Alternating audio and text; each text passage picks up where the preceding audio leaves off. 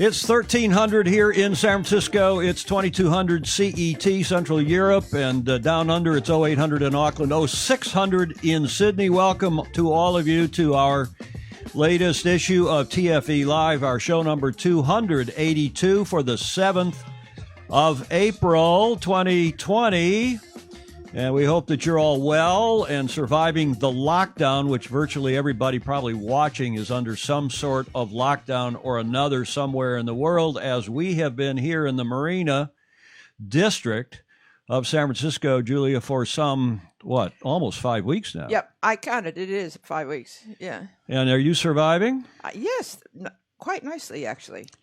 Well, our life hasn't changed all that much because I'm working here at home anyway, and it's just that we're not going and seeing our friends. I know. At the yacht club or going out for dinner or doing much shopping. We do one shop here and there. You like to say at this point? This will be a especially good program to like, share, and subscribe. Indeed. And if you want to become a patron, go over to SailingIllustrated.com. I hope you become a patron via Patreon and support this effort, this show, these shows, which is viewer-supported media. We do have the odd sponsor, including one today, and we'll tell you about in a moment. I'm your host, Tom Ehman. We appreciate very much you coming on for today's show. It's going to be a very interesting one because we have a special guy with us, a longtime friend, but more importantly, a presidential candidate for World Sailing for the election, which takes place November 1st, this coming. And he, of course, Gerardo Seeliger, he declared his candidacy on TFE Live, 9 months ago, I think. He is with us live via Skype from Madrid. Hello, Gerardo. Good evening. Nice to be here with you. That's a nice set you've got. That's 2 in a row. We had Paul Blank with his fireside chat the other day down from Balboa Yacht Club, and you've got a model something there in the background, and you're home in Madrid. I couldn't beat him with the fireplace. That was very good. Well, it's appropriate for someone who is running for president for World Sailing. And how long? You declared that here on this show 9 months ago? May last year, so yes. 11 months ago. Actually, when the rumor came out that Philip Rogge was not going to do it because he's still young family, has to work, he doesn't have the time. He asked me if I wanted to run, and I decided to accept it. And I called Kim Anderson and told him, I think elegantly, before you hear the rumor, Kim, an old friend of mine, let me tell you about my intention. And then I called you, and we had this great first meeting. Yes, May last year. So that's 11 months that you declared, and thank goodness you did, because the organization needs some new, fresh leadership from a senior, serious diplomat leader such as yourself, and a sailor who will govern from the boat park, not from an ivory tower on high, as we keep saying here on this show. Let me, before we get back to you and your vision for how you would right the ship if you are elected in November, Gerardo, let me get through some other slides here. We all know that the organization is seriously upside down financially and otherwise. And almost 2 weeks ago, for the first time that I've heard an interview from anybody, this was Gary Jobson, the U.S. Vice President, gave an interview on to a new friend of ours. I've gotten to know him at least by email and direct messaging, to a Norwegian sailing magazine called Sail Magazine. And I think it's really important. It's a little long. It's 5.5, 6 minutes, but I think this is the first time we've seen something revelatory. Is that a word? Revelatory. Well, you be the judge, but this is Gary Jobson interview with a Norwegian magazine, and Mikael Thomason. I think you will enjoy this a lot.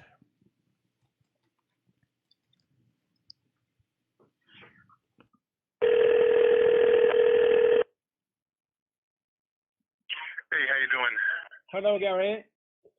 Let me first say one thing, that I have not any agenda on this. I'm not for or against Kim Anderson or anybody, but I want to cover, I'm a journalist, and I want to cover the events that's happening in the world sailing. And I think there is an interest in the Scandinavian countries to know what's going on. and I want to be as accurate as possible. Sure. Well, that's a good premise. Thank you. Yeah.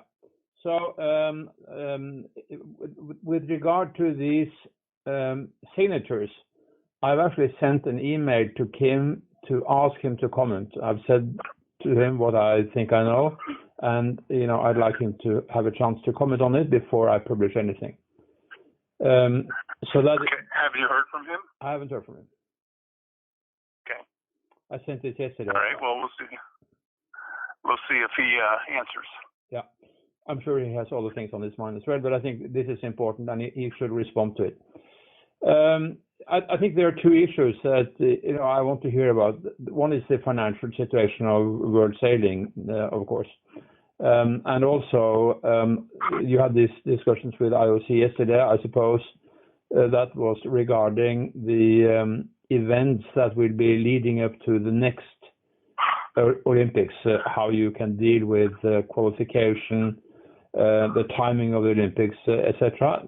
But I think also perhaps, I'm assuming, that you discussed the possibility of getting some advance funding from the IOC. Correct. So it's unclear. The IOC is clearly trying to figure out exactly the new dates. We don't know that will be. We assume it'll be next summer, a year from now. And we, like almost all the other federations, sports federations, there are 33. Everybody's going to need some help, since usually you get your money soon after the Olympic Games, and now everybody's going to have to wait a year. So we're hoping that we get some kind of advance. I don't know what percentage that will be, but hopefully at least a quarter. But we'll see. We don't know. But we hope to hear that in the near future. As far as the qualifications, quite a number of the qualifying spots, country spots, are already taken, but it's not complete yet. And we can't have any regattas for a while, obviously, with the coronavirus. So there is a qualification committee, and that'll have to be determined when we can run additional regattas to finish out the qualification. And then many countries have determined who specifically will be representing those countries, but that too is not complete. So that's got to be determined. As far as the finances are concerned, we met this morning, and we're going to take some aggressive moves. The plan is to try and make sure that we keep all the staff employed for the time being, and we're going to look at our situation in London with our facility there, and that's going to happen in the next few days, so it's hard to write about, because we got to talk to the landlord and see what we can arrange. It's also unclear what help will come our way by the British government. They're going through their discussions too, just like is happening in the Congress in the U.S. But surely we're hoping that we get some assistance too with the employees, and so that remains to be seen. And then, as far as events are concerned, like I said, we're on one hand we don't have expenses for them, but we don't get revenue from them. So it's another thing that's got to be sorted out in the next month or two. So I'm confident that we will get the budget so that we can continue to operate probably at a more modest level between now and the end of the quad, which is going to be a year longer than we had, but we're going to have to trim quite a bit to be able to pull it off. I understand that you have a 15-year lease on the offices in London, so it's probably not an option to find cheaper accommodation. Well, it's under discussion. a couple board members are going to be talking to the landlord in the next few days, and we'll hear a lot more. But one of the options would be a smaller space. Another option would be to move somewhere else. Another option would be to not have any rent for a year. I mean, there's a lot of options, so it's hard for me to speculate. But those discussions are going to happen. And I think the landlords in London are going to be open to these discussions too. They don't want everybody leaving. You know, they need to accommodate lots of businesses and lots of others. So it's going to be an interesting couple weeks, to say the least. When are you having your next meeting in the executive committee? Do you know? April 6th. So then you will be able to draw some more conclusions as to what's going to happen. You know, for the right. I mean, that's yes, sir. I mean, that's 2 weeks from now, and we'll have a lot of answers and clarity. I think by that time. So it seems like a reasonable amount of time to learn a lot more. Mm. I wish I could give you more definitive answers, but you know, I think everybody's kind of scrambling, and you're doing all this on the phone and not in the room. And but you know, the attitude on the board today was good. Everybody spoke. It was very methodical. It's not easy connecting people from Europe and China and New Zealand and Uruguay and me and the U.S. You know, it's a lot of time zones to hook, and yet everybody was on the call, everybody. And our discussion this morning was about 2 hours, I think. Pretty much 2 hours. So that was a good discussion, I thought. Yeah, I was worried, but it was a little bit like a sailboat race. You know, okay, you got a storm coming, but batten down the hatches and try to prepare. And not like the passing race of 1979. No, that was. Glad I don't have to do that again. It was a long time ago. That was something. It was a tough one. But Gary, what happens now? I mean, Andy Hunt is out of the management group, and he's been so for a few months before the AGM in Bermuda. Has he been replaced? Who's looking after this? Not yet. So we have a search firm, and we've done some interviews. I'm on that committee, and we've boiled it down to a couple candidates. And it's confidential, and the reason is, you know, these candidates have jobs, so they we want to talk to them, but if they're not hired, they don't want to ruin their present job. And those discussions will be next couple weeks. But having said that, you know, the earliest we would hire somebody would be July. It's not going to happen right away, and we have to get the finances organized and see where we're at, and so that would be the earliest we would hire somebody.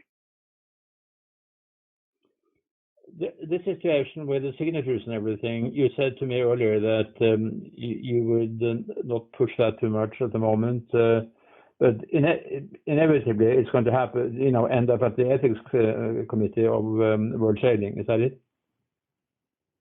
You mean on the Commanderson letters that he wrote or sent on? And with your sent without my permission? Right.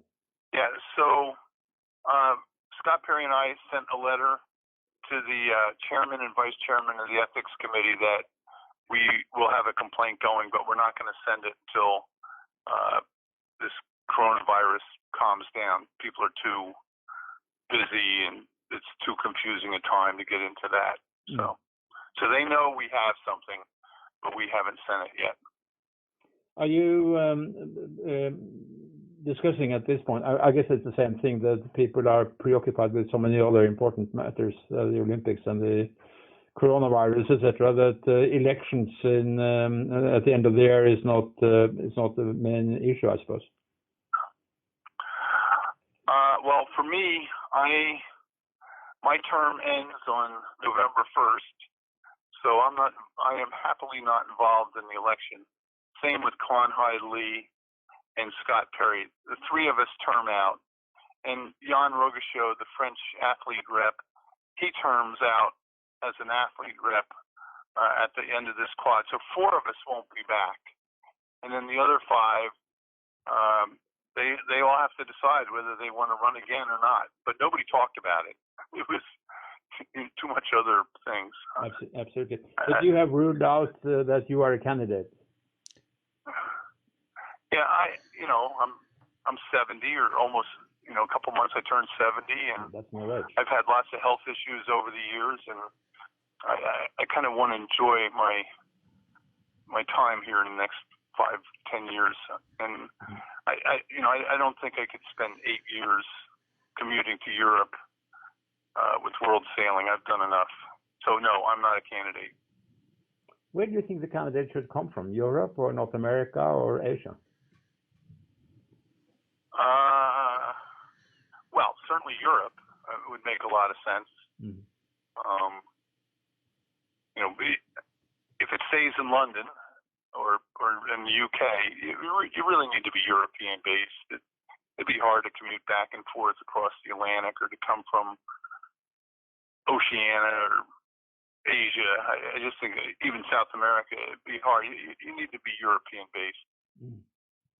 I mean, you know that Gerardo Seeliger wants to run, yeah, and has been making noise, and there's rumors of other people. Some Italians. But like I said, personally, I'm happy I'm not doing the election again.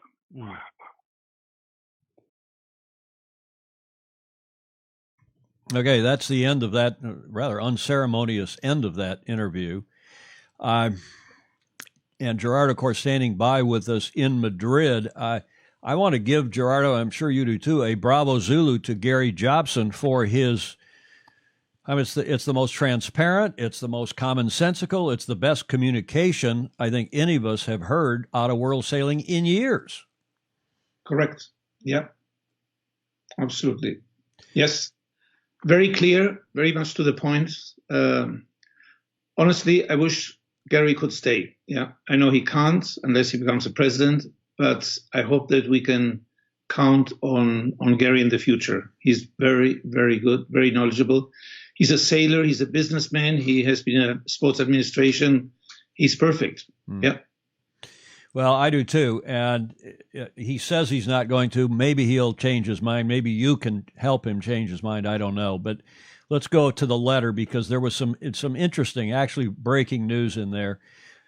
As we've reported on this show before, I was sent a letter on the 2nd of March from the office in London, and it was allegedly, it was ostensibly from Gary Jobson and Scott Perry, two of the vice presidents. And it read, Dear Mr. Ehman, on February 18th, a Sailing Illustrated TFE live show was aired on Facebook. The show raised several issues regarding world sailing, including misleading and inaccurate information about the working of our organization, the finances of our organization, and the World Sailing Trust. In the show, you specially mentioned us, meaning the two of them, two vice presidents, as the source of the misleading and inaccurate information. We unequivocally deny these allegations and quite honestly find your actions and attacks against us and world sailing to be completely unjustified. We ask that you immediately retract your statements, especially your claim that we are the source of your misinformation. Now, of course, we never made those statements. The only statements we made have since been borne out once again. We've been telling you about the financial problems. We broke that news 1.5 years ago. But this letter, it didn't take a rocket scientist to see that this letter, the signatures on this letter were cut and paste. Two different pens, whole different kettle of fish. So I started checking around. I didn't worry too much about it because I knew there was something afoot. And the very next day came this email from Mr. Scott Perry, one of the vice presidents from Uruguay, whom I've never met, never spoken with, and even to this day.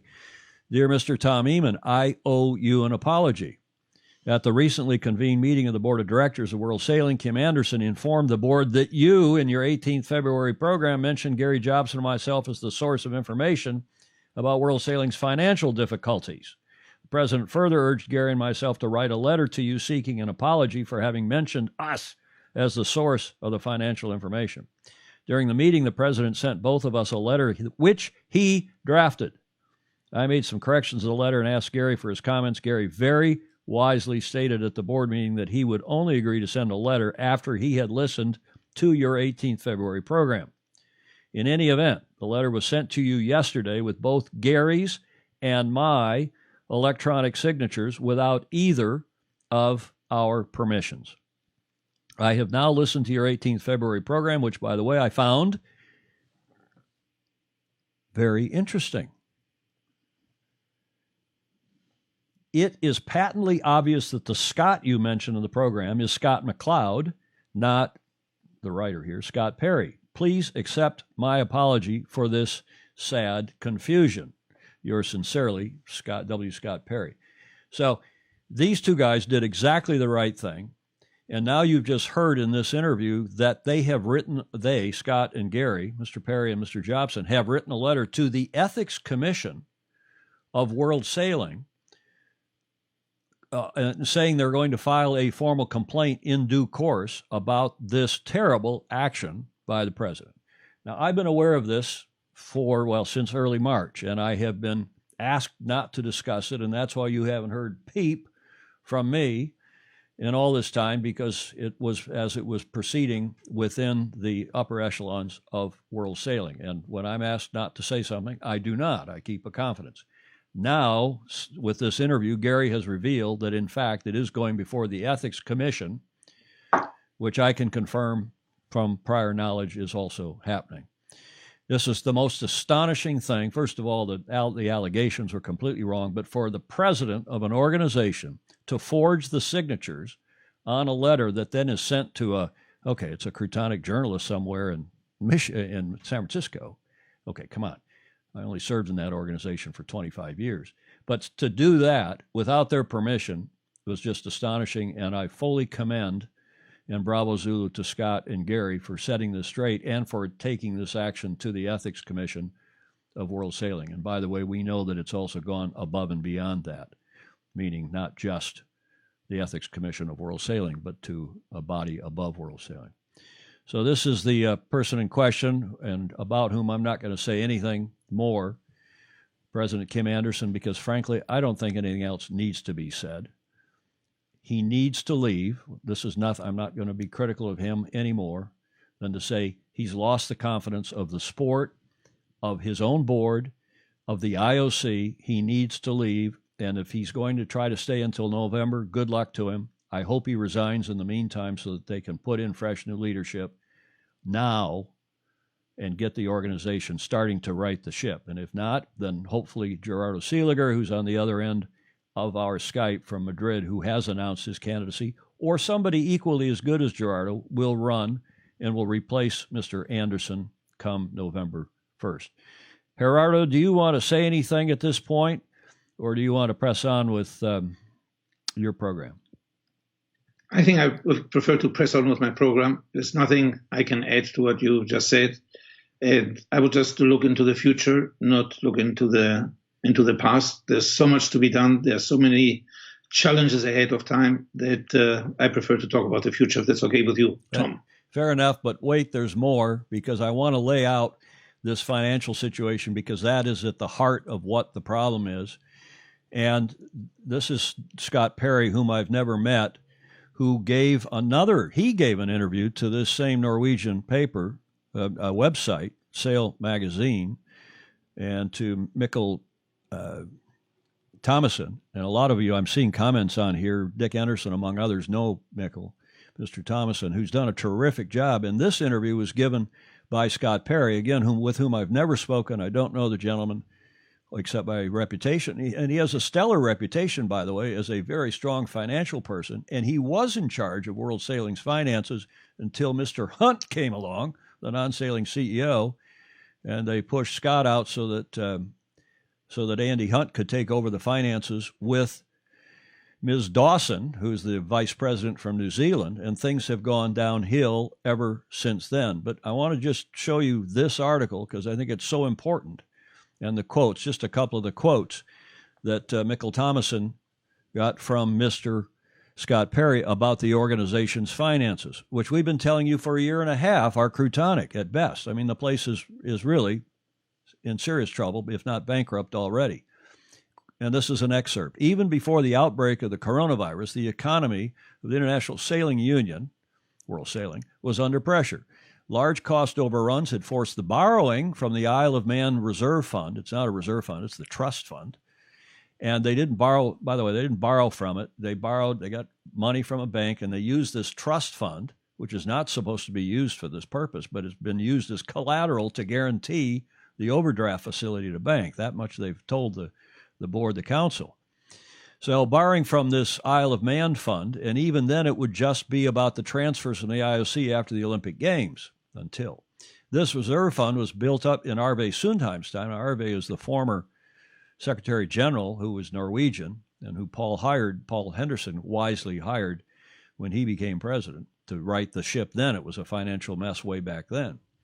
Arve Sundheim's time as Secretary General was the result of hard-fought financial management where 1 krona was not spent before it was booked, before it came in, and the IOC funds were carefully divided into 5 with 4 parts distributed over the period between the Olympics, and the 5th part is a set-aside in a reserve fund. So again, they get 15 million, give or take, U.S. dollars from the IOC after each Olympics for television monies, from the television monies, the World Sailing share of the big pot. And then what has always been done, and especially and well done by Paul Henderson when he was president, and Arve Sundheim, the Norwegian Secretary General, who's still alive and kicking, and by the way, sent a couple of really illuminating emails in the last couple of weeks. They would take that 15 million, they'd split it into 4 parts, and that was then their budget for the next 4 years in the quadrennium, plus whatever sponsorship revenue and whatever fees came in from classes and member national authorities, which was just icing on the cake.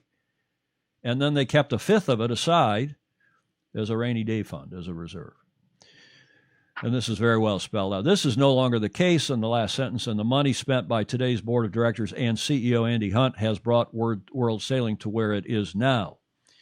Bankruptcy possible is the subhead. Scott Perry admits to Sail magazine, to Mikkel Thomason, that a bankruptcy in World Sailing can be unavoidable. It might not be, it's kind of a bit of a strange construction there, but it might be unavoidable, especially if one does not come up with a satisfactory solution with the landlord in London. Spaniard Gerardo Seeliger, who will be Kim Anderson's counterpart, meaning running against him in the November presidential race and maybe others, says a bankruptcy must be avoided at all costs. He is currently conducting his own investigations to chart World Sailing's finances so he knows what he might be going for. Herr Seeliger, Senor Seeliger, what's your response to all that? Well, first of all, let me start by talking for 1 second about the coronavirus and wish all the friends that are listening, their families, all the best in the weeks ahead. It will be tough weeks, but we will get over it, we will resolve it. And we are learning some very important lessons for our lives, but also for world sailing. I will get to this in a second, during this very, very difficult times. Well, the financial situation, I think world sailing is facing several major issues, of which the financial situation is probably the most urgent and the most important one. But we also are facing the governance reform, which we have to address. We have to regain the trust from M&As and stakeholders. Most importantly, we have to make sure that we grow the sailing sport worldwide. We have to rebuild, strengthen, getting closer in our Olympic relationship. And we have to show a leadership of unity within the diversity, unity and diversity. So back to the financial situation, I think we're facing 2 major issues. One is reducing operating expenses, and second, getting new sources of fund or revitalize the existing sources of funds. Tom? Meaning the sponsors, and of course part of the concern now, I've heard it expressed, and to put again this in context, that interview with Gary Jobson was from a couple weeks ago, yesterday they had another executive board meeting for something like 6 or 7 hours conference call, at which they discussed. I'm reliably informed by 3 different sources, almost only finances, because they're obviously so concerned about finance.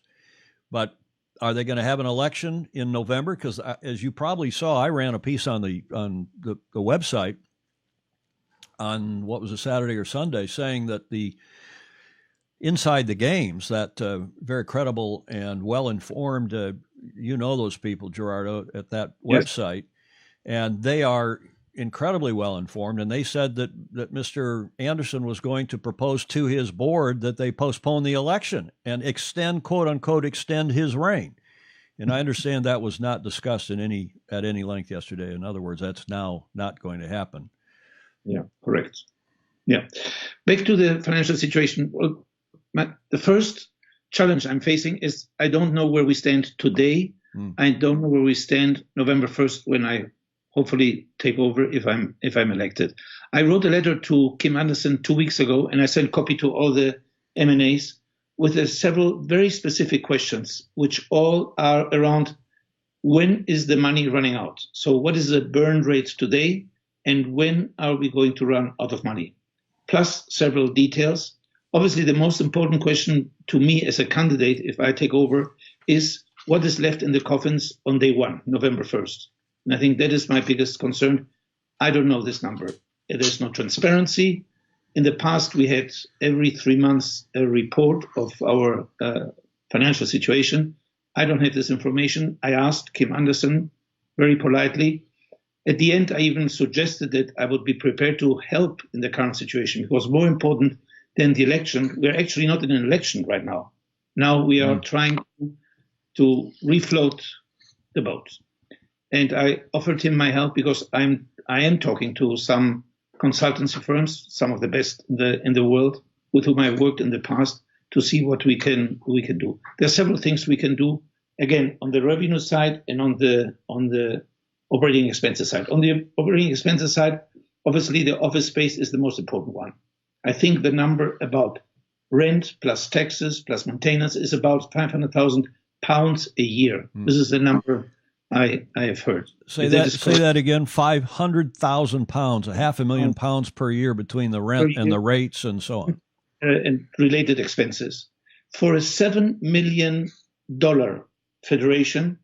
That is a very, very high cost. Occupancy cost. Well, yeah. And the other thing is that you mentioned, okay, we got to cut costs, but to increase revenues, got to maintain revenues to start with. Rolex, who may not get fulfillment this year. Hempel, who's not getting fulfillment. They're the sponsor of these regattas, which we know from Ricardo Simoneski and others, have been called off, and there's big expenses there that they in Genoa have occurred. Ricardo was the head of that. He was on the show, 2 or 3 weeks ago, right, Julia? Mm-hmm. Well, I'm previewing our next slide. I'll come back to that. But it's the fact that it's going to require, Gerardo, new leadership. Somebody who's going to have the confidence of potential sponsors, of the MNAs, the member national authorities, the class associations, and most importantly, the IOC. Because I hear, and I think you have heard, that the IOC may advance some of that money, that $15 million, but no, as you heard Gary say, probably no more than 25% of it. So call it $3.5 million.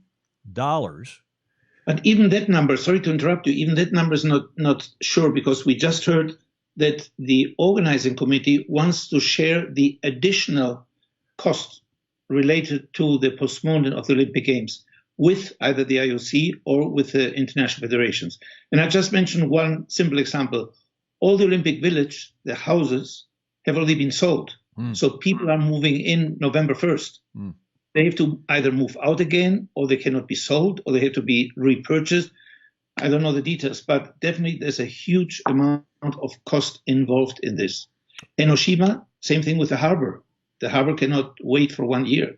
So we have major question marks regarding what actually World Sailing will receive at the end of the Olympic Games. In the meantime, yes, some money will be received. We need to know how much it is. Well, and even if it's $3.5 even if it's 4 million, it's not going to cover what we understand is the deficit already. So Yeah. they're I don't know, as you heard Scott Perry say in the article with Mikkel Thomason, how are they going to get through this year? We don't know, and they have not. With the budget of $7 million, it gives us maybe 6 months of oxygen. Wind. Does this is a question of the obvious. This must give you great pause. Why would you could be going on to be the cruise director on the Titanic. You may go there and rearrange some of the deck chairs, and then this thing goes down. Are you worried about that? Well, I'm as worried as when I get out with 25 to 30 knots of wind on my sailing boat. I think it is fun. It's tough. It's going to be very, very tough. It requires tremendous amount of innovation, imagination, creativity, but most importantly, teamwork. Yeah. I look forward to this project, with a team of vice presidents, but then with a very, very powerful team of advisors, of members of the council, with the M&As. There's fantastic leadership and experience and skills in those people, which we just need to come to the surface. Well, very well said. And of course, when Paul Henderson took over back in the 90s, he had an extremely talented executive committee, none of whom he really even got to select or run with. And they were just all senior, serious yachtsmen. They were all, and women, and they were a terrific group who righted the ship, because the first thing they had to do was ease the then executive director or secretary general. They had a serious financial problem, and they all pulled together. And as you said, teamwork is going to be the critical thing. Teamwork with credible leaders who then can go out and negotiate out of these horrible deals that we've had already. I'm going to just run one more slide, and then Julia has got a lot of questions. A lot of people on here, needless to say, Gerardo, are going to have questions and comments for you. But this slide has been a favorite, this quote, this saying, "It's only when the tide goes out that you learn who has been swimming naked." And you know who you like that, Gerardo? Julia, you know who said that, right? Oh, that's a good idea. That's Warren Buffett. Warren Buffett, yeah. Warren, the Oracle of Omaha, they call him one of the world's best and leading, most successful investors. And I just like to say the emperor has no clothes, and that is what we have seen here in this case of world sailing. And that's why running a deficit operation rather than spending the money you've got in the bank, not money you're counting on and hoping on, is just an absolute cretonic policy. I hope you won't do that, Gerardo, if you get elected. I'm sure you won't. Yeah. Well, the other major item is obviously staff. Yeah. I think we have a very good staff. We have some very, very good people, and we need to make sure that they are motivated. We have to maintain them, but we also have to think about the finances. One of the ideas I have, which now, fortunately, one of the advantages of the virus has been that we learned how to deal with teleworking, working out of. I see perfectly well that we can, I may be exaggerating, but we can maybe reduce operating expenses between office space, employees, teleworking, cutting travel costs, many other items by 50%. Maybe not 50, maybe it's 40, but by a huge percentage. We don't need to have all the top people work out of the London office. And if it's, we have to have a central office, it does not need to be in central London, in the Ivory Tower, as you mentioned before. It can be somewhere else. It can be south of London with different rates. It can be outside of London. I know that there are several cities which already have offered free space in their buildings, 300, 400 square meters. In different Lausanne, where the IOC is located. Lausanne. Valencia, Spain. Yeah, Genoa. Yeah. So I think we have in the past also already looked at these opportunities. Finally, we decided to go to London. I don't think we can afford, nor will the IOC be happy seeing that the money is spent this way when we are in such a financial trouble, because we cannot forget that 60% of the revenues of world sailing today are coming from the IOC money. And I think that's something which we have to be respectful for. Now, what about a highly paid CEO? What's your idea on that? Well, I have my own ideas. Obviously, we have a constitution which says that there's a president and a CEO, which we did not have in the past. In the past, we had a secretary general, Arve Sondheim. By the way, Arve Sondheim, who's a close friend, he said, Gerardo, if you ever need somebody to work part-time, to work as a volunteer, to come and resolve some issues, I'm available. He lives in Chaos. I'm sure that we all would enjoy enormously having Arve back with his very strict, defined, transparent way of thinking. He was the one who introduced the 3 months reporting system, which the first thing I want to do is include it again. Yeah. Revive that again. And those weren't just to the board or the council. Those reports are available publicly to everybody. Publicly. Yeah. Today with technology, we have a web page. Why not publish it? There should be no secret. And that really goes for everything. We need radical transparency, as I like to say.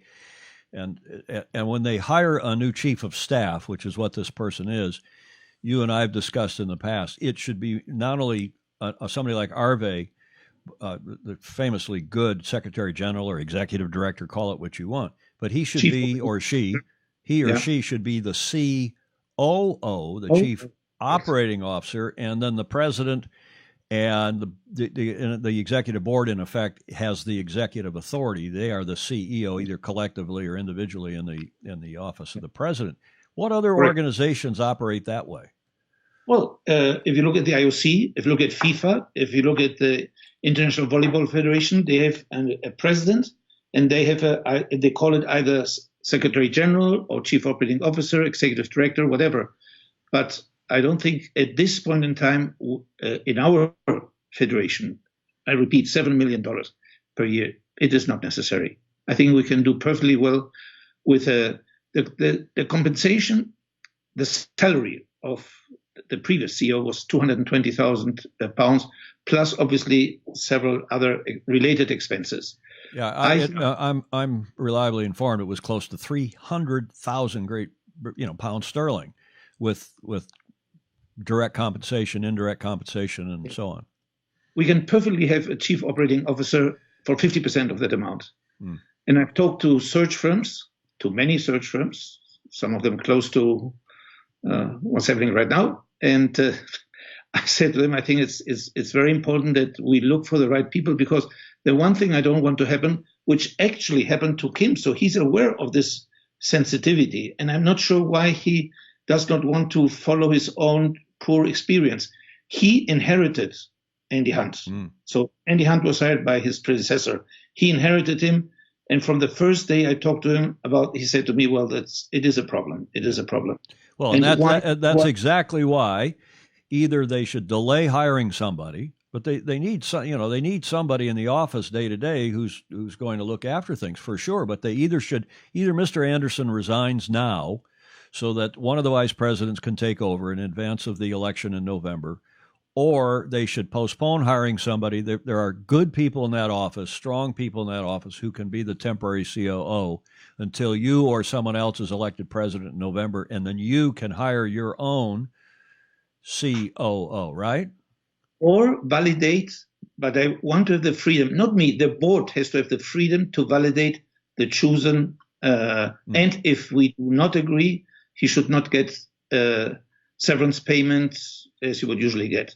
But as you just said, we have tremendously good people. I've known Alistair Fox for, 20 years. He has an incredible experience. We have a finance director. It's a lady. She is very, very solid. I've not met her, but I've had very good reference of her.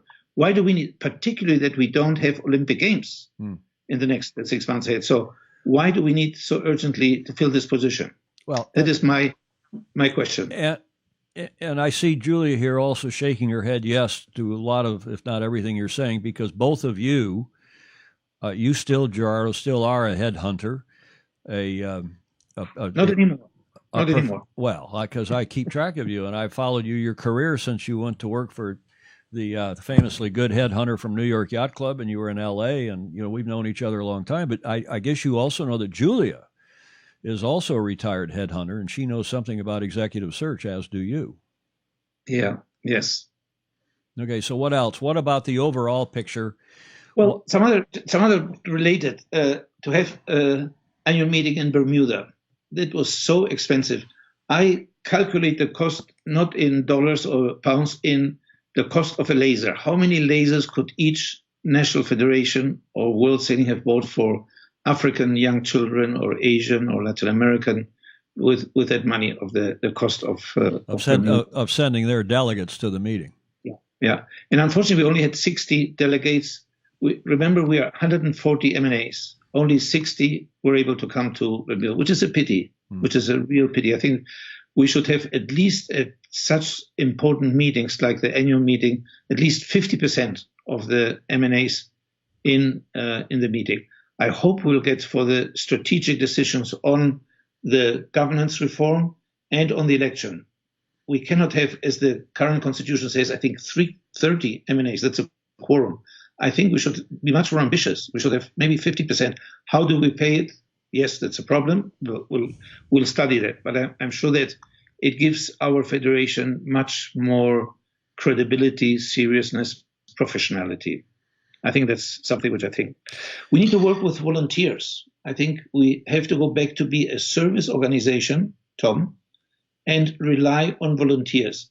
When we organize an international regatta in, I'm not sure if it's Genova or Palma, Mallorca, we rely heavily on volunteers, the son of the chairman, the son of the board, the friend, and they all work there. They're passionate, they're sailors. They're not professional. They don't get paid a salary in a hotel.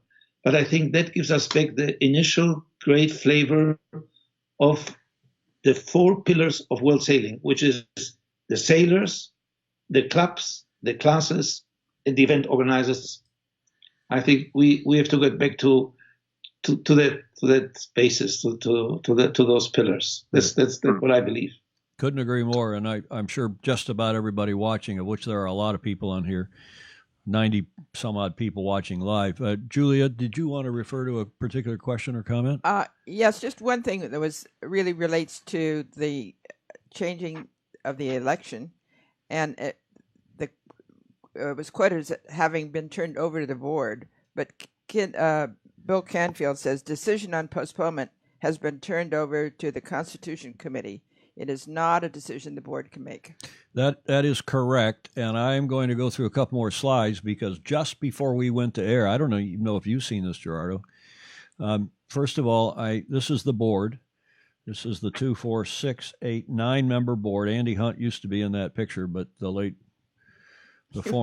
he's not late. I'm sure he's got a heart of gold. The former non-sailing CEO is the former CEO. That's the board, and I mentioned earlier in the show this story that I wrote on the website on Sunday, I guess it was, about the beleaguered and befuddled. I'm just quoting my own headline, so I told you I wouldn't say that, Julie, during this show. Hard to tell. I'm quoting my headline. Beleaguered and befuddled President Kim Anderson moves to, quote, extend his reign. Now, that wasn't my choice of words. That, again, was from that article in Inside the Games, who know this guy, and they used the word under pressure or something in their article, and that he was trying to extend his reign by postponing the election. Well, I am reliably informed that at this meeting yesterday, Gerardo, as I said a minute ago, that the boards, they basically talked about finances, how they're going to keep the place afloat for many hours. But they barely talked about this, and as Bill Canfield is reporting, a letter was sent today, dated 7 April. So today, from the World Sailing Office, this is over the signature of Kim Anderson, Dear Sailing Family, and it's a lot of surplusage, a lot of this in the town hall meeting, which was that he had a conference call of all the presidents of the member national authorities a few days ago that was technically suspect, and there were problems. And they talked about the finances, and they're preparing a sound budget down the last paragraph of this first section through to September 2021, and we're sticking to it. Furthermore, we're in good talks with the IOC. This is all a lot of happy horse, you know what. But as Bill Canfield said, as for the AGM, this is in this Kim Anderson letter of today, sent to all the member national authorities and a few others. As for the AGM, the annual general meeting, which is due to take place in October this year, October, November, we have an agreement in place with our host city, Abu Dhabi. While it is too early to make any decisions about the AGM and elections, I have asked the Constitution Committee, the Constitution Committee, to investigate options in the event that we cannot meet in person. So it wouldn't be the board making that decision. Bill Canfield is quite right. The board cannot make the decision to postpone. As discussed with all of you at the town hall, that means that conference call the other day, this decision has been delegated to the Constitution Committee because we are restricted by our current constitution and the laws of the Isle of Man, where the organization is set up, and are unable to hold a video conference AGM. As soon as more information is made available, I will be happy to share it with you. Gerardo. Well, I hope that the meeting takes place on November 1st, the election. The other question is if we are going to have the governance review at that time, the governance reform. But if the meeting does not take place November 1st, I think, and I've spoken to many people about this, it should be taken as soon as possible. So not wait until after the Olympic Games in 2021.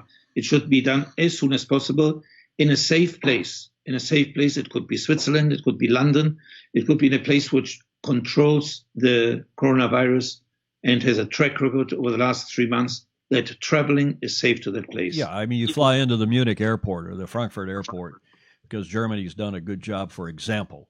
But you're right. If it can't happen November 1st, it needs to happen ASAP. And by the way, the Constitution Committee, I haven't looked at the Constitution any time in the last couple of years, or this committee structure. They don't have the authority to make that decision either. But Mr. Anderson has friends on that committee because he appointed them and the chair, whom we all know. The decision should be made by the election committee, which is an independently appointed group. I think David Callett from Australia is the head of it, isn't he? Yep. That's the group that should be advising everybody on how and when to do this, not the Constitution Committee, which has no more authority than the board does to make that decision, right? That's what my interpretation is. Yes, correct. It should be the election panel, I think it's called. Yeah. And I think David is one of the 3 members. I don't think it has a chairman. I think there are 3 members, independent members, all with a prestige. And I can't imagine that they want to delay the decision or the voting until after the Olympic Games. One comment I heard is that it's sailing or world sailing is not about just the Olympic Games. It's much broader than that. So why tie the election to the Olympic Games? I think that doesn't make any sense. Exactly right. And not only the election, the governance, and the appointment of a COO. How about the Olympic classes 2024? Well, I did not want to talk about the subject today because it's a very complex subject and still it's in plain evolution. But I would like to say... What about not the classes, this class versus that class and all this? Because we know the IOC hasn't approved the proposal that World Sailing was trying to put forward to them. I'm talking about the timing of the selection. And from what I hear, it will be after the Olympic Games in 2021, which is 3 years before the next Olympic Games, which is another issue which need to be discussed, a separate problem. Yeah. But I think as to the classes itself, I don't want to get into detail, but I think France deserves something special in terms of a class, and I'm referring to the double-hander class. The double-handed offshore mixed gender, yeah, that's right. You remember that when the 49er came in, Paul Henderson asked me to become president of the 49er class, which then was just starting. It was in an embryonial status. But clearly, the 49er class designed by an Australian, Julian Bethwaite, was to please the organizing committee in Sydney and make sure that the Olympic Games in Sydney Harbour were run accordingly. And you may remember that this is very interesting. I told Samaranch that we really wanted the 49er to be a model of an event. And I asked him if he would be able to finance, to pay for the spinnakers to have the color of each nation. Because there's no doubt that if you see the color of your nation ahead in the game, your heartbeat goes up. So it brought more enthusiasm and entertainment. And actually, the IOC paid for these. So the IOC, I think, is very, very flexible, very, what can I say it, generous in helping anything that has to do with improving the quality of the event. In this case, sailing. So they paid for that, and we had a magnificent 49er event. So I think the same thing should happen with the. But there's so many problems related to that. How can you, in 3 years, from December 2021 until 2024, organize a new class? Gerardo. Yes. You know it. I'll say it so that you don't have to. We need to get the 11th medal that we've been promised all along. That we were told we wouldn't put kites in unless we got an 11th medal. The kites are here. They're here to stay. Kiting's going to be okay unless they get their own federation. But to try to change the classes with only 3 years' notice it's just crazy. You know it. I know it. Yeah. And this is what I want to come to. And this is a nice segue. We'll get away from the classes and the timing of all this. What we know it needs is new, fresh, senior, serious leadership. You've been you're one of the few people I know who's been president, not only of 2 international classes, but 2 Olympic international, 3. Well, 2 Olympic and the 29er. And the 29er, but okay, the 29er too, which probably was the most difficult of the 3. But yes. But of the 2 Olympic classes, the Finn and then the 49er, they both have to have been very, very difficult classes. The Finn, because it's traditional and you got so many tough, great sailors from all around the world, yada, yada. And then you have the brand new 49er when you put it in or helped put it in 2000. But the point is this. You made a comment a minute ago about Samaranch, and we're not talking about Juan Antonio Jr., Junior. We're talking about the late, great Juan Antonio Samaranch, who was president of the IOC for years and with whom you were on a first-name basis, as you are with His Majesty King Juan Carlos. Thanks to you, I still text with him back and forth. Telling joke? No, we don't. Well, we tell the odd joke, but in these days, it's just, his cousin passed away from coronavirus, and I sent him a text a couple of days ago, and he texted right back. But that's all thanks to you for. And you're on a first-name basis with a lot of senior, serious people, particularly not just kings, not just His Majesty Juan Carlos, but within the IOC. Give us a thumbnail of your involvement with Adidas and with others in the IOC and ASWAF and so on, why you are so well known and respected in those circles and how that'll help world sailing. Yeah, I was an Olympic sailor. I competed in the 1972 Olympic Games, and I was lucky. I competed in the team with our king, with Juan Carlos. He sailed in the Dragon class, and I had sailed in the Finn class. As a result of that, we started together with Ib Using Andersen, who was at that time our coach, and then he was very much involved with North Sails to sail in the different Bribon, which were several boats. So I sailed a couple of years there. And as I was very involved with the Olympic movement, and I loved the Olympic movement, that's always been my dream. At one stage, Juan Antonio Samaranch called me and said, well, there's a gentleman in Switzerland, not Germany, Switzerland, called Horst Dassler. He is from Germany, from Herzogenaurach, chairman of Adidas.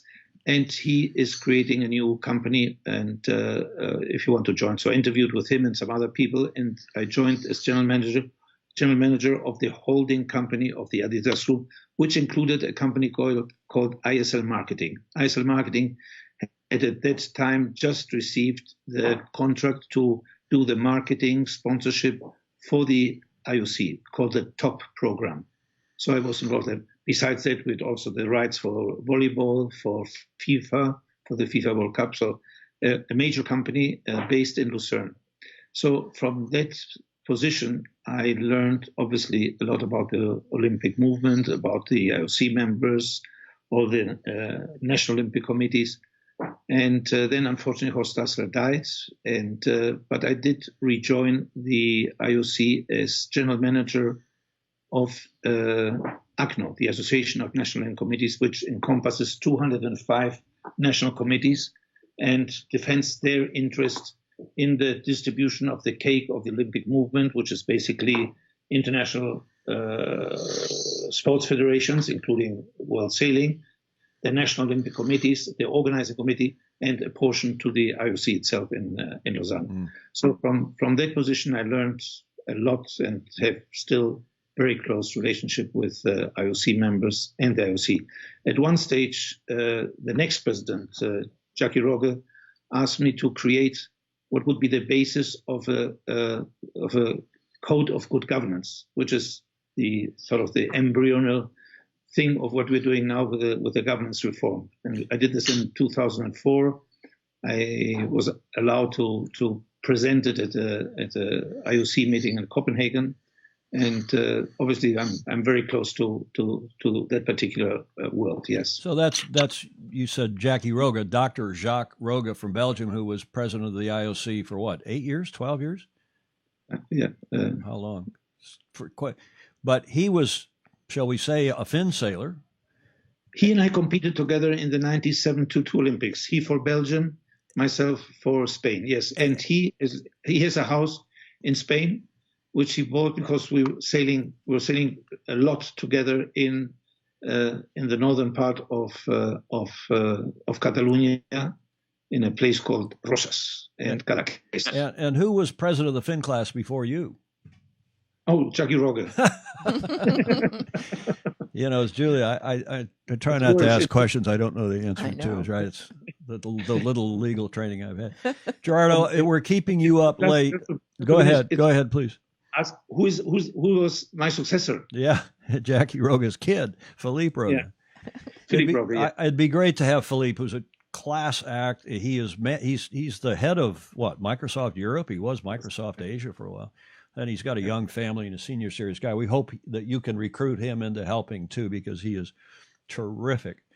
He should have been the president or the candidate for president. Yes. Well, I think he's already. I mean, I've talked to him. Others have talked to him, but he's got a young family. He's got a serious job.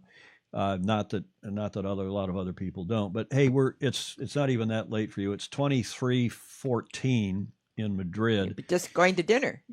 Just going to the bars before going to dinner, before going to the clubs. I mean, I lived in Spain for 8 years, so I know how this works, as probably most everybody else here on the show does. You know, Julia. Indeed. And Gerardo, let me just see if I've got this right. Right the financial ship. Turn turn world sailing back into a service organization.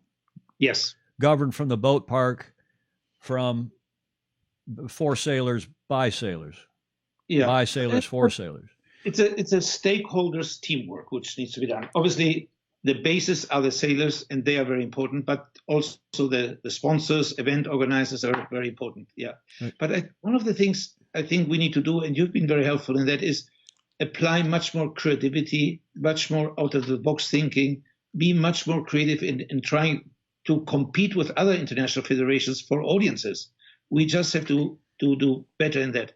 You may remember that you and I created the match racing. Can you tell us about this for a second? Well, it was so long ago, I've forgotten about it, but that was at a meeting of when you and I were both on what was then the Events or Olympic Committee, the CPOC, and we were, I don't think young people. We were younger anyway, and we were the Young Turks along with a couple others. And His Majesty King Constantine said, you know, that America's Cup, this was in 88, and the 87 Cup had just happened. That America's Cup stuff was pretty good. Well, you know, you guys ought to get us talking about match racing in the Olympics. So you and I took tea and took a couple people aside, went back to the table and proposed no submissions, no nothing. We ought to do this, and here's how it ought to work, which, of course, it did, and it worked very well, not perfectly, but really in Barcelona 92 was a fabulous event right in front of the Athletes Village. For the first time, all the athletes from the other sports came down to the waterfront and watched yacht racing, watched our match racing semifinals and finals, and cheered for their country and yada yada. It was fabulous, and that happened basically in a vote at one meeting in the Cowes Castle at the Royal Yacht Squadron in the Isle of Wight on that cold March. It was cold and windy, and inside it was cold and dank even. And there was one vote. It was a unanimous vote. There was only one vote against it. Remember who? East German. The mayor of East Berlin, Herbert Fechner, was on that committee. He, of course, didn't know his ass from his ankle about sailing. Oh, Julia's going, didn't know anything about sailing. he'd go talk to his federation. He'd talk to Moscow, and he'd get direction from Moscow on how to vote at this committee meeting. And he abstained. He didn't. Gerard, at least he didn't vote against it. He abstained. Yeah, but if I can add to this, in the London Olympic Games in Weymouth, the best event ever filmed was the final of the match racing women. Remember that? I wasn't there, but everyone says we've had the Prices on here, and Olivia Price, who sailed in that event, and many other women, and the men who were on the shore watching, because there was no men's match racing in 2012 in Weymouth, but the women were match racing, and everybody says that was probably the best Olympic event for television, for spectating, and so on, at least since the Star Class got the flick. Yeah. So we need to be sensitive to television, to entertainment, to eyeballs. I think that's something which is very important. Also, I want to mention that a couple of years later, with Gary Jobson, who was on the show a second ago, we created the Yachtsman of the Year Award, which was since then has become, and we found the first sponsor was Sperry Univac. But we need young people to help us develop the sport, and us, these more mature people, manage it, but the ideas have to come bottom up. Again, 20 years later, with another young lady, Teresa Lara, we created the Emerging Nations program for the World Championship in Santander, and we got, I think, to remember, 25 nations from Asia, Sudan, unbelievable new nations to participate in the laser class in the World Championship. And I think that was a huge success also. So we have to show creativity, and in particular, I think working with the IOC, with Olympic solidarity. I think that's where our future in the Olympic movement is. The Emerging Nations program, the Spinnakers, as I mentioned before, in Sydney Harbor, the match racing, the Yachtsman of the Year Award, all these things came from young people who were fascinated by our sport. That's what we need to do. We Bravo Zulu. Yeah. Bravo Zulu. By sailors, for sailors, from the bottom up. The clubs, the classes, the MNAs, the boat park, the dinghy park. And we have to make it a service organization. You lead the way. We'll all help get behind, but we have to make it back into a service organization that leads the way. With transparency. With radical transparency, whether it's finances and everything else. Gerard, do you have another minute before you head out for what is it again? It's early there. It's only 11:20 at night, and so you're not even thinking about going to dinner yet. Can we look at all these? We got so many questions and comments, and so many people that are still on here. Julia? Yeah. I mean, it's really too much to read. But I ask everybody to take a peek through them, because there are some really good ideas and lots of support for Gerardo at the moment and his ideas and requests for transparency and how to look for a new headquarters and. Yeah, I think he is singing, Julia, from probably everybody's hymnal or prayer book. Yeah. This is Holy Week. We can say that, right? Yes. Yes. It's Holy Week. A lot of folks still, let me just see if there's any other quick questions. If you do, put them in, please, right now, because we're going to let Gerardo go here in a sec as we look down the long list of questions and comments. I can say something. Please. Obviously, with my pre-candidacy, I'm still in the early stages. I'm very modest. I need to learn a lot. I need to get ideas. I want to be inundated with new creative ideas by our sailing community. So if you can give them my email address, it's very simple, gerardo.seeliger@gmail.com. I would love to hear comments, suggestions, and I would like to put them all together and improve dramatically. As I said, I'm in the evolving process. There's many ideas which need to get to our governance reform. There are many ideas how to bring young sailors in, how to grow the sport, the grassroots programs which we have, which obviously belong to the MNAs, but I still think that we can coordinate and help grassroots programs. The one thing I do promise is that whatever money we can save from the operating expenses, which I mentioned before, with the teleworking, a different office, less travel, less expensive annual meetings, maybe even less days, whatever. All this money will go to the youth, to the youth programs, to the young sailors. I think that is very, very important. Well, have to go back to repaying back the trust. Yeah, that's another issue. You got to have to repay the trust if they, especially. James Pleasance is saying, greetings from lockdown London. You know James, who's the newly installed executive director of the World Match Racing Tour. He's putting that back in good shape after years of it being not properly run. But I just want to reiterate, Julia, maybe you would type it in on the comment. Gerardo, Gerardo Seeliger, SEE. Well, I'll put his title up here. Gerardo Seeliger. Gerardo.Seeliger at gmail.com, right? Gerardo? Right. Yeah, that's good. Let's see. Taposhi Bentley is saying this program is the best part of shelter and home mandate. Thank you. Thank you very much. Anderson is saying Mikkel used to be my distributor in Norway. And on and on and on. I think you had a lot of support. Russell Green, who you know well, is another one of what used to be a young Turk, a friend of ours, is the general counsel, the legal advisor, rules advisor for Emirates Team New Zealand, longtime friend, and helped you and me, Gerardo, put in match racing way back when. In the Olympics, he became quite a good umpire and judge.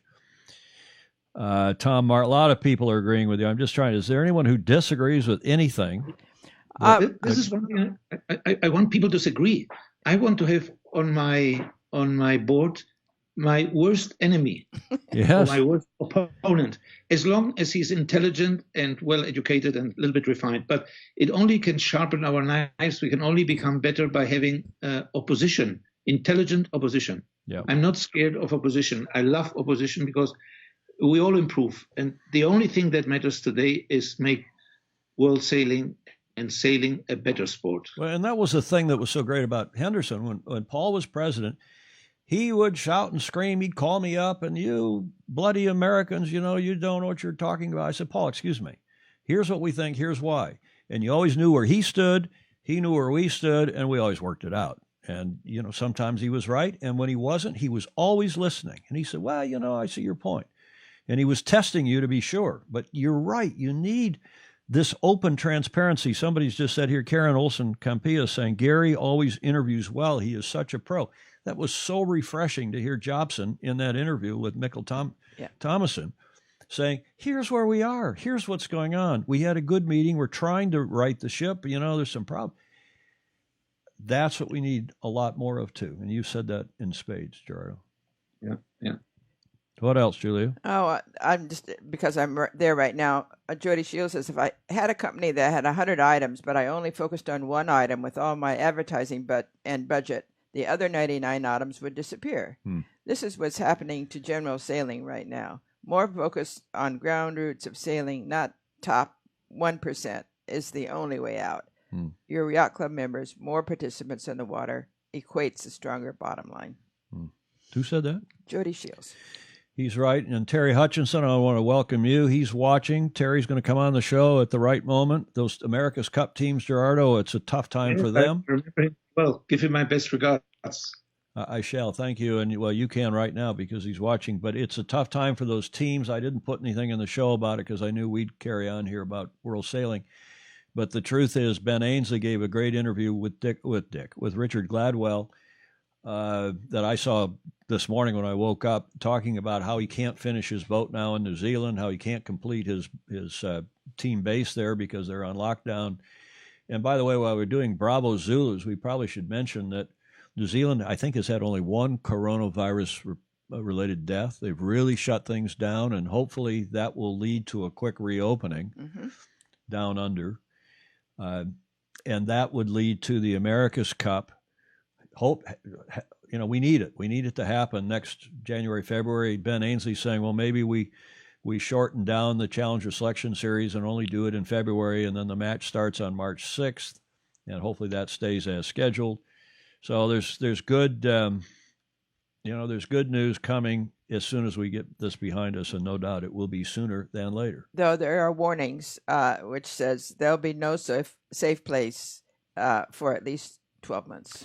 Well, that's the problem. And we don't need to talk about it now, but obviously we're all concerned that if without a vaccine, until there is a vaccine, Gerardo, Julia, and I have been talking about it, would you suddenly they say, okay, you can go back outside a little bit, but when you're older, and this is obviously not it's tough on older, particularly men, it sounds like, but you don't want to be going over to the yacht club all of a sudden and having people breathe on you, and you're breathing on people. You don't know who's got it and who doesn't until you get a vaccine. So it may be a little longer than what we're hoping. Yeah. Lots of comments are just, again, please read them. How to get in this mess and how to stay that long, and what do we, who's going to get us out of there? Yeah, Jan Zetsema, Gerardo, is saying, as long as Gerardo does not get answers from World Sailing, but I think Gary helped a little bit, but I mean, credible answers, it's almost impossible for you to act proactively towards 1st November and try to find a solution. I hope, I'll say it, I'm going to say it one more time. I hope, and I'll do it myself without Gerardo on the screen, I hope Mr. Anderson resigns. I've made that call before on the website. There are a lot of other people that know that the way to right this ship is to get fresh new leadership ASAP. And it's not like there's going to be an election. It means that one of the VPs will take over, and then there will be an election in due course, hopefully November 1st. What else, Julia? Pedro Foiling Sailor is having a watch party for 42 people in Sydney. Good. Welcome to everybody in Sydney then, where it is Wednesday at -7, so it's 7:30 in the morning down there, right? They have suds it down. Wow. Well, that's, those guys are hardy souls, those Aussies. Taposhi Bentley, I cannot believe the deficit has continued for so long without being addressed sooner. Well, they've tried to address it with Band-Aids, with little, you can't do that. They needed to deal with this. Transparency. Transparency would have helped right from the get-go, right? Yeah. That would have helped. Go ahead. Yeah. Transparency, accountability, compliance. I think there must be rules in the governance, in the constitution. And therefore, I hope the governance reform clarifies these very, very unfortunate situations, because everybody's looking at us. And if we don't run our house well, sponsors will run away, sailors will run away. It's very important that we run a well-established, well-structured organization. Therefore, I think the governance reform is important. And I just would like to make this clear to everybody. I am in favor of the governance reform, but it has to be done well, listening to everybody, take time. We cannot be rushed. It cannot be done with late and urgent submissions. It has to be done in a fair way, listening to everybody. But to those that think that I'm against the governance reform, no, I am all in favor of the governance reform, including the 4 points which were mentioned to me recently by one of the members of the governance reform. I am in favor of that. I want to make that absolutely clear. But we need to listen to everybody. They need to ask themselves why in 2.5 years they have not been able to get an approval. That is my real question. And the reason, of course, is that the president, that a Crutonic, I said it. Julia, look at Julia. It's because Crutonic, she's got her stick out again. It's because the president, Mr. Anderson, who I'm sure has a heart of gold. See, I can't say any. He undoubtedly does. He undoubtedly does.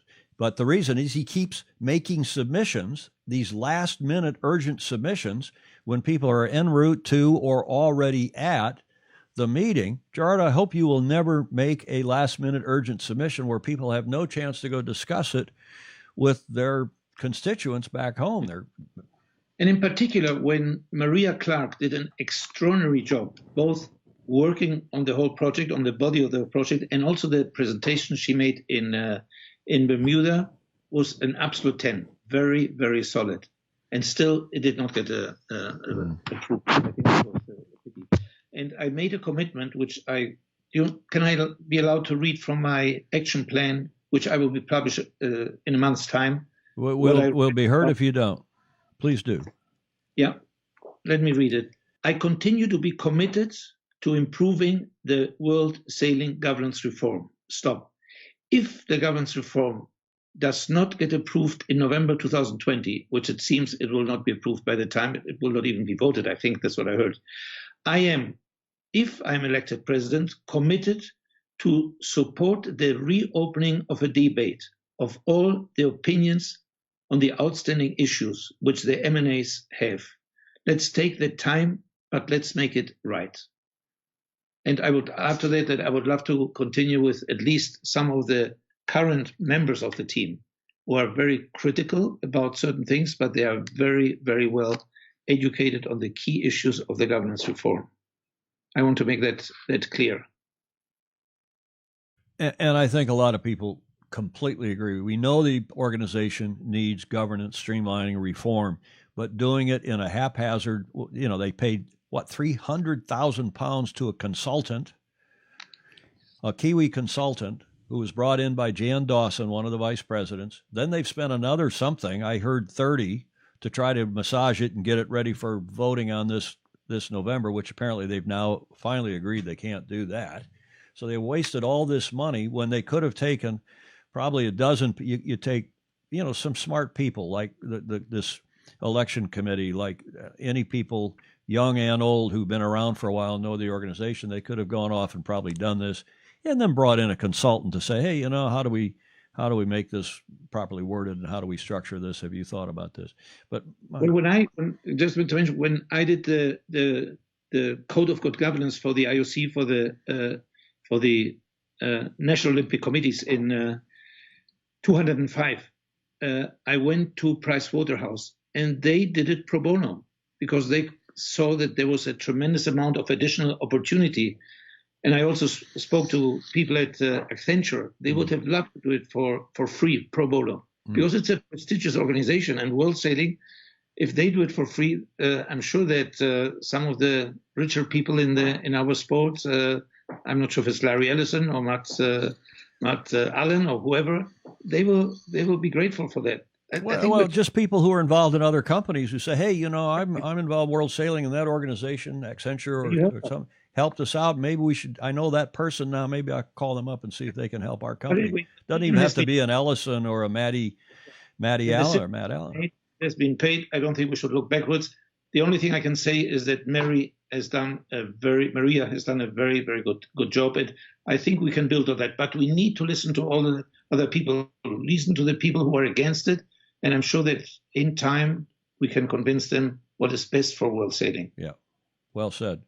Gordon Smith, I just see, so we'll wrap up a couple other comments. Gordon Smith is saying match racing at the 2012 Olympics really reached out to the spectator and the audience. And on and on and on and on. Great comments. Steve Groover is saying match racing was the most popular sailing event at the Sydney Olympics. And just one great comment after another. We may have lost Gerardo, if you can. No, I'm here. Oh, you are. Good. Okay, that's good. I heard that. I know. It's an ominous sound. It sounded like that Skype I'm going off the air sound. Okay, Gerardo, we've kept you a long time, an hour and a half, and there's so many people. And I really, really appreciate your coming on. Anything else to wrap this up? No, I think I've said everything. There's maybe some people attack me that I'm only interested in the fin class. I'm much more strategic than that. Yeah, I love the fin. I will always love the fin.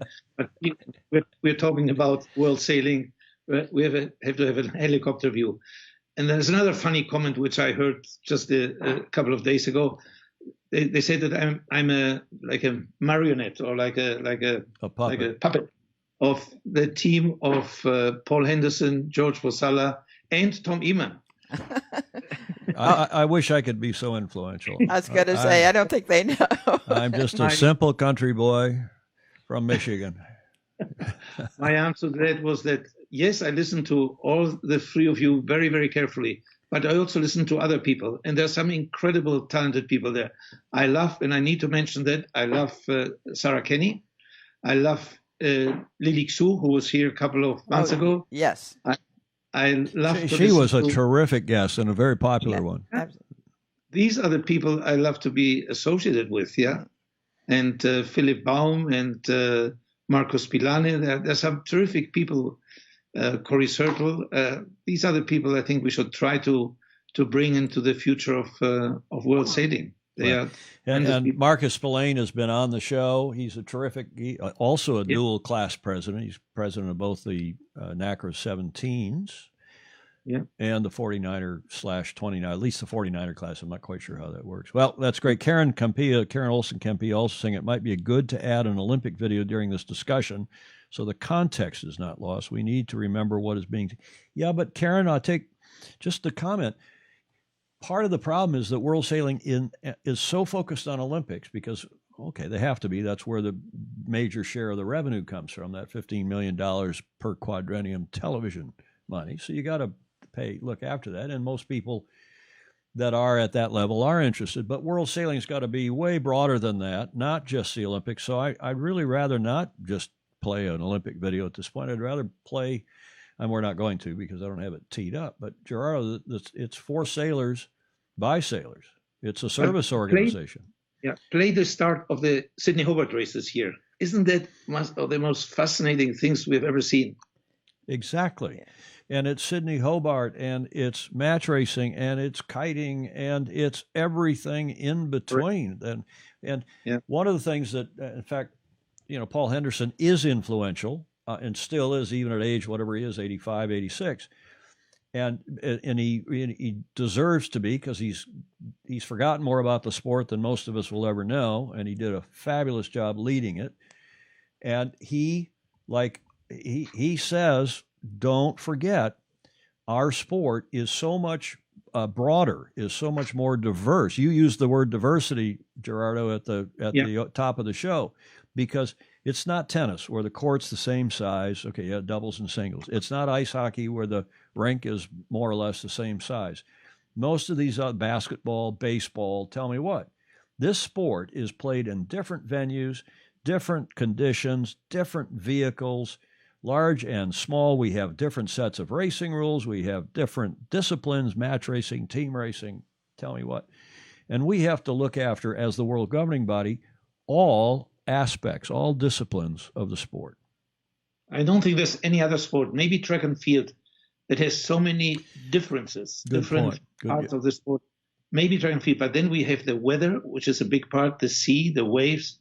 It is unbelievable. I think it is the best university for young people because it requires, as I think I mentioned before, the mind of a chess player in the tactics, the physique of a top athlete because it's a very physical sport, and third, the knowledge of technology, the knowledge of physics, aerodynamics, hydrodynamics,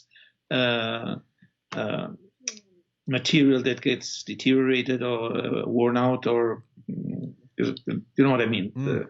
Getting lots of thumbs up. Yeah, you're getting hearts and thumbs up, and from a lot of final comments here. But one of them is Jody Shields down in Australia in Lake Macquarie. Fatigue. And he's saying, just play bang in the corner of his website. And here's his point. We all need to remember, the sport is fun, then serious second. It's a social sport. We do it. Most of us do it because we want to. I mean, it's how you and I met cruising from Barcelona after a World Sailing meeting with your then wife and daughter who is living here in the Bay Area. Yeah. Was that your daughter or your son who was in a crib under the boom vang? Yes.